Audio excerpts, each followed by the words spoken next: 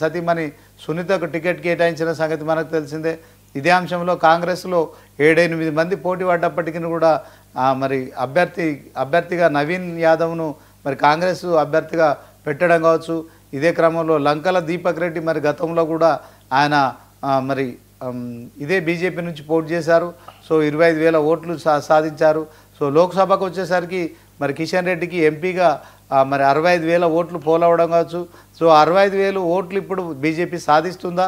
మరి బీజేపీ ఎందుకని కేవలం బీఆర్ఎస్ కాంగ్రెస్ల మధ్యనే పోటీ ఉన్నట్టు జరుగుతున్న ప్రచారాన్ని ఎలా చూస్తారు?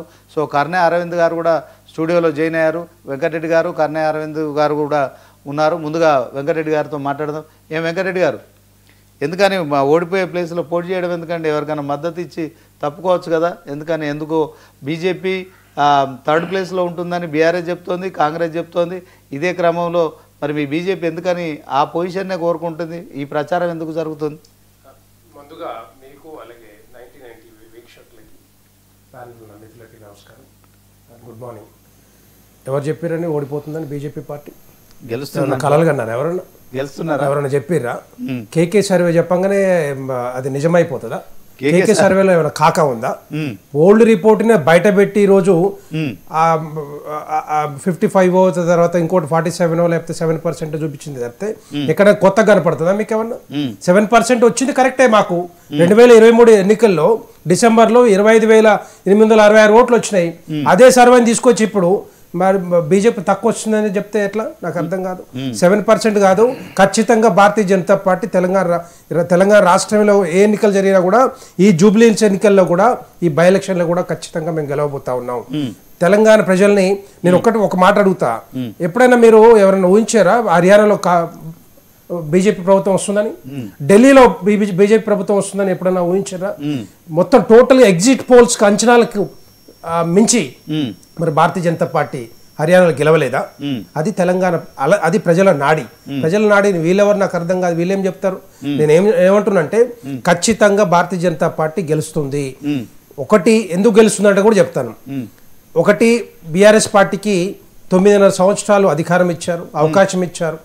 జూబ్లీహిల్స్తో పాటుగా 119 నియోజకవర్గాలు అభివృద్ధి చేయాలి, సంక్షేమ పథకాలు అందించాలన్న ఆలోచనతోటి కేసీఆర్ గారికి అవకాశం ఇచ్చారు. కానీ అయిందా? చేసిర్రా వాళ్ళు? ఇప్పటి వరకు కనిపించిందా? కనిపించలేదు. కాబట్టే ఈరోజు మరి కేసీఆర్ గారిని కానీ బీఆర్ఎస్ పార్టీని పక్కన ఓడించి ఫామ్ హౌస్కి పరిమితం చేసింది తెలుసు కదా, అందరికీ తెలుసు. అదే పార్టీ మళ్ళీ ఇప్పుడు వచ్చి బీఆర్ఎస్ పార్టీకి ఎక్కువ పర్సంటేజ్ వస్తుందంటే కేకే సర్వే చెప్పగానే అయిపోతుందా? రెండవది, సరే బీఆర్ఎస్ పార్టీని పక్కన పెడితే ఇప్పుడు కాంగ్రెస్ పార్టీ ఏం చెప్పిందండి? 6 గ్యారెంటీలు 420 అంశాలతోటి ముందుకు వచ్చారు. 100 రోజుల్లో కంప్లీట్ చేస్తామని చెప్పారు. 100 రోజుల్లో ఇవన్నీ కూడా పూర్తి చేస్తామని చెప్పారు. 100 రోజులు కాదు, ఈ రోజుకి 1000 రోజులు అవుతా ఉంది. ఇప్పటివరకు ఎక్కడైనా కంప్లీట్ చేసిందా? 6 గ్యారెంటీల్లో ఎన్ని అంశాలు ఉంటే ఎన్ని అంశాలు మొదలు పెట్టారు, ఎంతవరకు అమలు చేశారు తెలంగాణ ప్రజలకు తెలియదా? వాళ్ళ 40 పేజీల మేనిఫెస్టోలో ఏం రాసిందో వాళ్ళకి తెలియదా? ఏమి అమలు చేయాలో వాళ్ళకి తెలియదా? మొదటి పేజీ చూస్తేనే దాంట్లో ఏం చెప్పారు?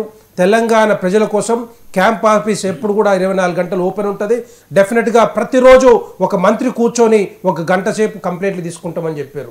ఏం చేశారు? తర్వాత కొన్ని రోజులు అడావిడి చేశారు. ప్రభుత్వం వచ్చిన తర్వాత అడావిడి చేసి కొన్ని రోజులు మాత్రమే మంత్రులు కూర్చున్న తర్వాత తప్పితే ఎక్కడ కూడా మళ్ళీ దాన్ని పట్టించుకుని పాపం పోలేదు. ఎందుకంటే కాంగ్రెస్ మీద వస్తున్న వ్యతిరేకత చూసి, పబ్లిక్ లో ఉన్న కంప్లైంట్స్ చూసి తెలంగాణ ప్రజలు నుంచి వచ్చే ఏదైతే వ్యతిరేకత ఉందో వాళ్ళు భయపడి ఈరోజు క్యాంప్ ఆఫీస్ కూడా మూసుకున్న పరిస్థితి కనపడతా ఉంది. దాంతో పాటుగా నిన్న భారతీయ జనతా పార్టీ ఆధ్వర్యంలో, మా రాష్ట్ర అధ్యక్షుల ఆధ్వర్యంలో కాంగ్రెస్ వైఫల్యాల మీద ఛార్జ్ షీట్ కూడా విడుదల చేశాం.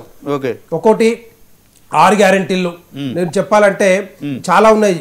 6 గ్యారెంటీలో 13 అంశాలు ఉంటాయి. ఒక 2-3 అంశాలు మొదలుపెట్టి మేము పూర్తి చేసినాం, అన్ని కంప్లీట్ చేసినాం. మాకు ఓటు వేయాలంటే ఎందుకు వేయాలి చెప్పండి? నాకు అర్థం కాదు. జూబ్లీహిల్స్ బై ఎలక్షన్ లో 23 నెలల కాలంలో ఏం చేసిరో చెప్పండి. మీరు ఏం చేసిరో చెప్పండి. రోడ్లు వేసిర్రా, డ్రైనేజీని బాగు చేసిర్రా, నీళ్లను బాగు చేసిర్రా, తర్వాత కమ్యూనిటీ హాల్స్ కట్టిర్రా? జూబ్లీహిల్స్ ప్రజలకు మీరు ఏం చేసిర్రు నాకు అర్థం కావట్లేదు. ఎక్కడ చూసినా కూడా ఏ ప్రచారం, ఏ రోడ్డు మీద తిరిగినా కూడా జూబ్లీహిల్స్ లో మొత్తం డ్రైనేజ్ సమస్యనే. డ్రైనేజ్ పొంగి పొర్లుతా ఉంది, నడవలేని పరిస్థితిలో ఉన్నారు. అదే డ్రైనేజ్ ఈరోజు మరి మంచినీళ్ళతో కలిపి కలుషితం అవుతా ఉంటే, కలుషితమై తాగుతూ ఉంటే, రోగాలు వస్తూ ఉంటే జూబ్లీహిల్స్ ప్రజలు కాంగ్రెస్ పార్టీకి ఓటేయాలనా? ఎందుకు ఓటేయాలని నాకు అర్థం కాదు. జూబ్లీహిల్స్ లో దగ్గర 2 లక్షల మంది మహిళలు ఉన్నారు. 2,500 రూపాయలు ఇస్తా అని చెప్పిన ఒక్కొక్క మహిళకి ప్రతి నెల మరి ఇస్తున్నావా? 57,600 రూపాయలు బాకీ ఉన్నావు. ఆ బాకీ అంతా కూడా మరి ఇప్పుడు కట్టి బాకీ అంతా కూడా ప్రతి మహిళకి 57,600 రూపాయలు మీరు ఇచ్చి ఓటు అడగండి. మీకు చిత్తశుద్ధి ఉంటే, దమ్ము ఉంటే, ధైర్యం ఉంటే అడగండి. అది కాకుండా రెండవది వృద్ధులు ఉన్నారు, చాలా మంది, ఎంతో మంది వృద్ధులు ఉన్నారు. బై ఎలక్షన్ ఇప్పుడు వచ్చింది జూబ్లీహిల్స్ లో. నిజంగానే మీకు ఓటు అడగాలంటే, ఓటు వేయాలంటే వృద్ధులకి మీరు 4,000 రూపాయలు ఇస్తున్నారు. 2,000 అది అంతకుముందు ఉన్న ప్రభుత్వం ఇస్తా ఉంది, ఇప్పుడు కూడా ఇస్తున్నారు. 2,000 కాదు, ఇంకో 2,000 కలిపి దగ్గర 46,000 రూపాయలు ఇప్పటికి మీరు బాకీ ఉన్నారు 23 నెలల కాలంలో. మరి ఇస్తారా మీరు? మీకు ఆ దమ్ము ధైర్యం ఉందా? ఏ విధంగా డెవలప్ చేద్దాం అనుకుంటున్నారు మీరు? 23 నెలల కాలంలో మీకు ఇచ్చింది 60 నెలల కాలము, 10 కాలం ఉంటే 23 నెలలు 33% అయిపోయింది. ఇప్పటిదాకా మీరు దాన్ని పట్టించుకున్న పాపన పోలేదు. ఇప్పుడు బై ఎలక్షన్ వచ్చిందని చెప్పి మొత్తం ముఖ్యమంత్రి గారితో పాటు అందరు మంత్రులంతా కూడా దిగి ఈరోజు మేము డెవలప్ చేస్తామంటే, జూబ్లీహిల్స్ డెవలప్ చేస్తామంటే ఏ విధంగా డెవలప్ చేస్తాం? ఎందుకు చేయలేదు ఇప్పటిదాకా? మీరు ఎందుకు పట్టించుకోలేదు అడుగుతా ఉన్నారు జూబ్లీహిల్స్ ప్రజలు. జూబ్లీహిల్స్ ప్రజలే కాదు, చాలా తెలంగాణ ప్రజల మొత్తం కూడా తెలంగాణ ప్రజల్లో పూర్తిగా వ్యతిరేకత ఉంది. కాబట్టి మీరు విద్యార్థులకు ఇవ్వాల్సిన ఫీజు రీయింబర్స్మెంట్ ఎందుకు ఇవ్వలేదు? ఇప్పటిదాకా మరి వాళ్ళకి సర్టిఫికెట్లు కూడా కాలేజీలు ఇవ్వలేని పరిస్థితి కనపడతా ఉంది. మీరు హాస్పిటల్, తెలంగాణ ప్రజలు హాస్పిటల్కి పోదామంటే, ఆరోగ్యశ్రీ వాడుకుందామంటే తెలంగాణ హాస్పిటల్ కూడా రాని అని పరిస్థితి. మరి ఆరోగ్యశ్రీ బకాయిలు ఎందుకు విడుదల చేయలేదు? మీరు స్కూటీలు ఇస్తా అని చెప్పారు, స్కూటీలు కాదు కదా, కనీసం సైకిల్ కూడా ఇవ్వలేని పరిస్థితి కనపడతా ఉంది. జూబ్లీహిల్స్ లో ఏ ముఖం పెట్టుకొని అడుగుదాం అనుకుంటున్నారు మీరు? ఆ సైకిల్ కూడా ఇవ్వలేని పరిస్థితులు ఉన్నప్పుడు. రెండవది, మీరు తులం బంగారం ఇస్తా అన్నారు. తులం బంగారం మరి మహిళలకి అందరికి ఇస్తారా? మీరు ఎందుకు ఇవ్వలేదు ఇప్పటిదాకా తులం బంగారము? ఎందుకు మరి వెనకడి వేస్తా ఉన్నారు? అది డెఫినెట్ గా తెలంగాణ ప్రజలకి, జూబ్లీహిల్స్ ప్రజలకి మీరు ఇచ్చి ఓటు అడగాల్సిన బాధ్యత మీరు తీసుకోవాలి. 100 రోజుల్లో అయిపోయాయి, 1000 రోజులు అయిపోయినాయి. మీరు 1000 రోజులు కాదు కదా, మొత్తం టోటల్ గా మరి ఎట్టి పరిస్థితుల్లో మీ పదవి కాలం పూర్తయినంత వరకు కూడా ఎట్టి పరిస్థితుల్లో మీరు చేయలేని పరిస్థితులు కనపడతా ఉంది.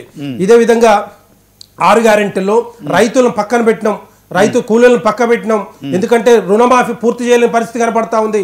2 సార్లు రెండు సీజన్లు ఎగ్గొట్టి 3వ సీజను ఇది రైతు భరోసా ఇచ్చారు. ఎందుకంటే లోకల్ బాడీ ఎలక్షన్స్ వస్తున్నాయి కాబట్టి, రైతుల వ్యతిరేకతతో ఉంటుంది కాబట్టి తెలంగాణ ప్రజలు లోకల్ బాడీ ఎలక్షన్లో కాంగ్రెస్ పార్టీని ఘోరంగా ఓడించే అవకాశాలు ఉన్నాయి కాబట్టి ఈరోజు మరి 3వసారి భరోసా ఇచ్చారు, రైతు భరోసా ఇచ్చారు. రైతు కూలీలకు ఇప్పటివరకు 12,000 రూపాయలు ఇవ్వలేదు. ఎందుకు ఇవ్వలేదు? మరి మీరు డబ్బులు లేవా మీ దగ్గర? ఒక వైపు నుంచేమో డబ్బులు లేవని చెప్తారు, ఇంకో వైపు నుంచేమో మేము డెవలప్ చేస్తామంటే తెలంగాణ ప్రజలు నిజంగానే ఊరుకుంటారా? కంటోన్మెంట్ లో మీరేం చెప్పారు? కంటోన్మెంట్ ఎమ్మెల్యేని కాంగ్రెస్ పార్టీని తరపున గెలిపిస్తే 4,000 కోట్ల రూపాయలతోటి అభివృద్ధి చేస్తా అని చెప్పారు. ఒక్క పైసాని ఇచ్చిరా మీరు? ఒక్క పైసా కూడా ఇంతవరకు ఉంది. ఓవరాల్ గా ఇప్పుడు 7 డివిజన్లో చూసుకున్నట్టయితే, సరే మీరు బాగానే బీజేపీ నాయకులు కనుక మాట్లాడతారు.